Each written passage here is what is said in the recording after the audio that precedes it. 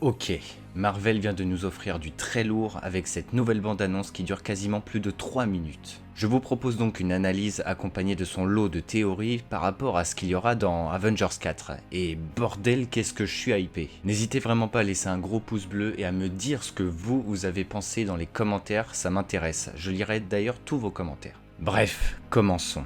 Tout d'abord, orientons-nous sur le côté général. Le trailer proposé par Marvel est très malin, car il est conséquent sans rien dévoiler. Mais pourquoi ça? Car nous sommes de retour sur des scènes passées centrées sur nos héros principaux. Tony Stark, Steve, Thor, la Trinité Marvel, depuis le début de la saga entière. Le trailer nous invite clairement à retourner en arrière et nous rappeler des moments passés. Je pense que vous voyez où je veux en venir, mais c'est clair comme de l'eau de roche. Il y a un paradoxe très prononcé avec ces scènes car elles sont illustrées par des propos que nos héros tiennent dans le présent. Tony Stark se rappelle de quand il est devenu Iron Man, alors qu'actuellement il est coincé dans un vaisseau. Nous alternons entre scènes du passé et du présent. C'est un indice énorme. Et justement, une voix qui d'ailleurs me semble être celle de Peggy Carter car justement elle termine sur l'enterrement de Peggy Carter, parle que la meilleure solution est justement de tout recommencer. Et que justement au moment où elle dit tout recommencer, elle se termine sur l'enterrement de Peggy Carter, mais également sur le visage de Steve Rogers.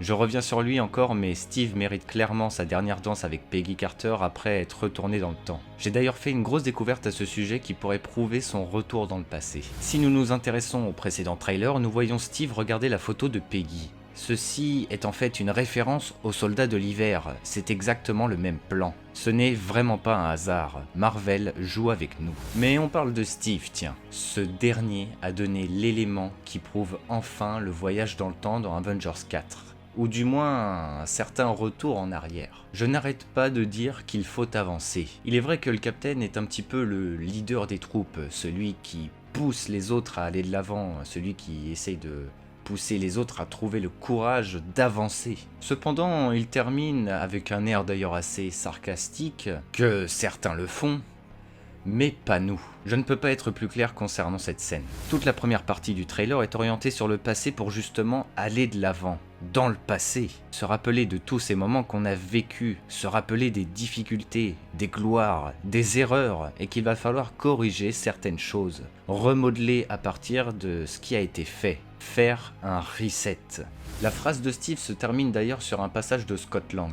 Ceci symbolise pour moi que Ant-Man est clairement la clé permettant aux Avengers de retourner dans le temps, ou du moins faire un voyage quantique. Son visage n'est pas montré par hasard, il est montré par rapport au fait que Steve confirme qu'on va retourner en arrière. D'ailleurs, Ant-Man semble très troublé. L'endroit où il est délabré et abandonné. On peut affirmer haut et fort qu'Ant-Man est dans le présent d'Avengers par le biais des affiches avec marqué « Missing » et le fait que la maison ne soit plus habitée. Suite au claquement de doigts de Thanos. Il semble très perdu et désorienté.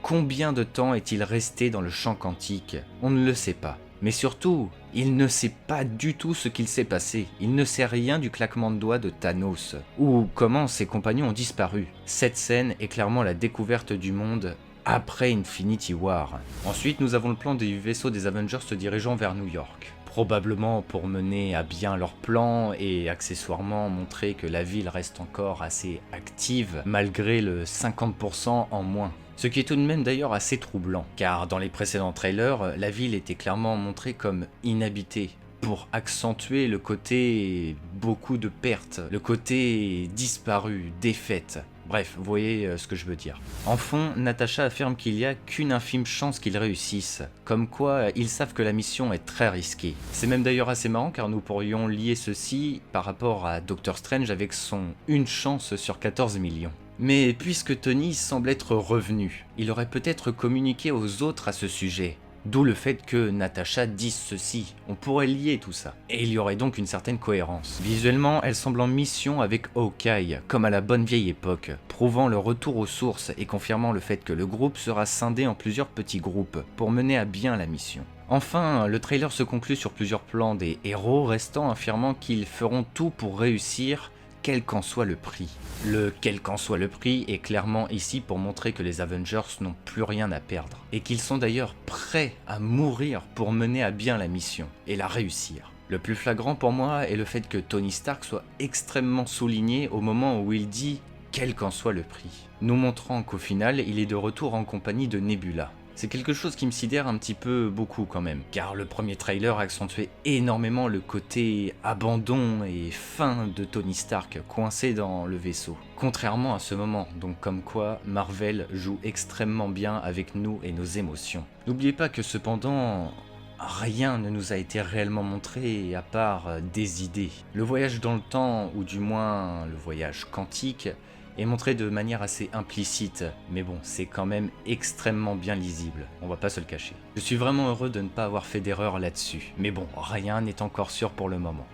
Ce n'est qu'un trailer. Alors effectivement, les combinaisons qui avaient été leakées sont finalement présentes et confirmées dans le film. Ces nouvelles combinaisons d'ailleurs pourraient avoir peut-être un pouvoir assez spécial, comme supporter un voyage dans le temps ou un voyage dans le champ quantique par exemple. Même Ant-Man la porte, alors qu'il a déjà sa combinaison normalement. Ou encore Nebula, qui n'est pas du tout une Avengers à la base. Plusieurs détails peuvent également nous interpeller. Il y a donc bien Captain Marvel dans le film, on la voit à la fin, et la scène semble être justement située juste après qu'elle ait fait connaissance, on va dire, avec Thor, Natasha, etc. Après qu'elle soit arrivée. Enfin, du moins, ce n'est que mon avis. Cependant, un autre détail me titille énormément. Thor possède son marteau, et non Stormbreaker. Marteau qui fut normalement détruit par Hela dans le film Thor Ragnarok. Alors comment pourrait-il le posséder de nouveau? Peut-être un retour dans le passé? Pourtant la scène ne le sous-entend pas, car on a l'air d'être encore au début du film, c'est très étrange. Ou bien la coupe de cheveux de Natasha, redevenue rousse dans Endgame, mais qui redevient blonde comme dans Infinity War. C'est un détail qui est important de noter aussi, je pense, et que je ne saurais t'expliquer.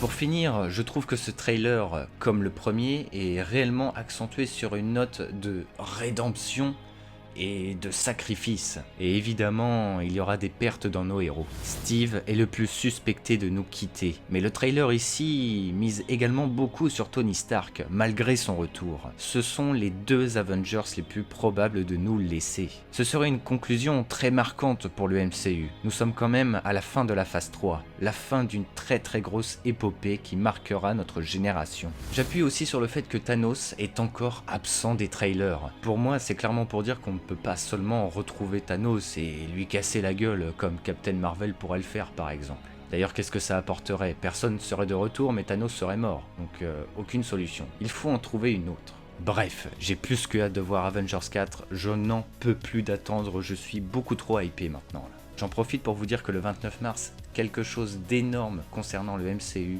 arrive sur la chaîne.